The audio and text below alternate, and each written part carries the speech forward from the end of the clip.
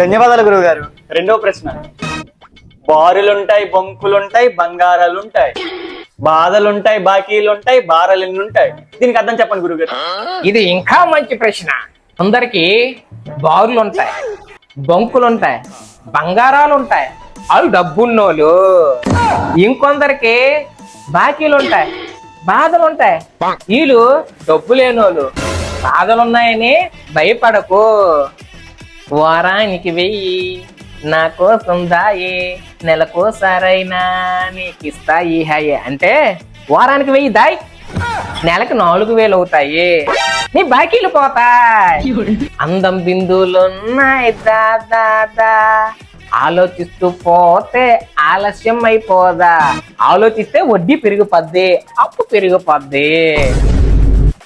గురుగారు కొత్త బాగా చెప్పారు గురుగారు. పాతది అడుగుతాను చెప్తారు మీరు. అటు అమలాపురం, ఓహో ఇటు పెద్దాపురం, ఓహో, మధ్యలో గోదావరి. దీనికి అర్థం చెప్పండి గురుగారు. మంచి ప్రశ్నే. ఇప్పుడు మనం ఎక్కడికైనా వెళ్ళాలంటే ఎలా వెళ్తాం? గూగుల్ మ్యాప్స్ పెట్టుకొని ఎక్కడికి వెళ్ళాలో అక్కడికి వెళ్ళిపోతాం. అంతకు ముందు అలాగ లేదు.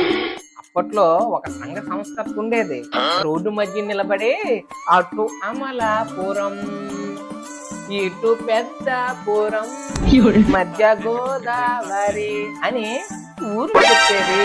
అంత పెద్ద సంస్కృతాలు.